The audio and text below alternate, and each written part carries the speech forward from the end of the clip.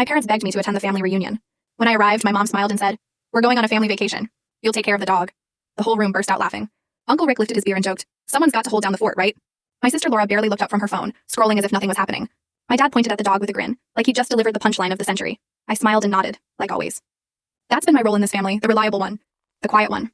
The one who cleans up their messes while they live their lives. They call it dependable. What it really means is convenient. That night, I went home with Max, their 10-year-old golden retriever, who at least seemed genuinely happy to see me. 2 days later, my phone buzzed, a fraud alert. Someone had tried to charge $4,000 to my credit card for a vacation package to Tulum, using my name, my billing address, everything. I froze for a full minute before it hit me. I canceled the charge immediately. Less than an hour later, my dad texted, "Be serious. No apology. No explanation." Just those 2 words, like I was the unreasonable one. I opened Venmo, sent him 50 cents with the note, "I'm not family." Then I muted my phone.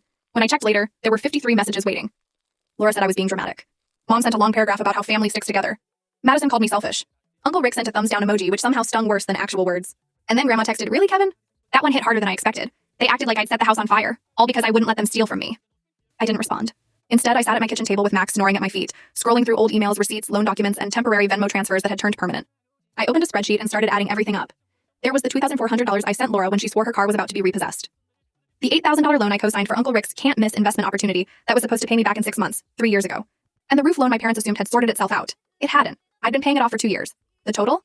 $42,000. $42,000 I'd handed over to people who were now posting airport selfies and matching shirts that said, "Family mode on." I didn't sleep that night. I wasn't even angry yet, just numb. I made coffee and kept working on the spreadsheet until 3 a.m., documenting every loan, every favor, every time I'd been the backup plan. The next morning, they started posting photos from Cancun. Dad with his golf clubs. Mom doing her signature sideways lean in every group photo. Laura's story of a sunset captioned, "Finally, peace and quiet." I almost laughed. Then on Friday at 3:20 p.m., an email arrived from a bank I'd never used. Urgent loan verification required. Someone had taken out a $25,000 personal loan in my name. My full legal name. My social security number, even my work email, which I'd never used for personal banking. The funds had already been transferred to an account opened just 3 weeks earlier. At the same branch my dad uses. My hands went cold. I called the bank's fraud department and spoke to a guy named Derek, who walked me through freezing everything. While he talked, I was already connecting the dots. Someone who knew my information. Someone with access. Someone who assumed I'd never notice or fight back. I texted my dad, "You took out a loan in my name." No response. Just the typing bubble appearing and disappearing. 6 hours of silence. Then at 9:47 p.m., a reply, "We'll talk when I get back. Don't overreact. Don't overreact," like I was the problem. Like I was unreasonable for noticing my own identity being stolen. That's when something inside me shifted. I wasn't sad anymore. I wasn't confused. I was done. I filed an official fraud report with the police. I booked a consultation with a lawyer who specializes in family fraud cases. Someone a coworker had recommended. I didn't warn anyone. I didn't post about it. I just went to work, fed Max, and built my case. They kept posting vacation photos, group shots on the beach, cocktails at sunset.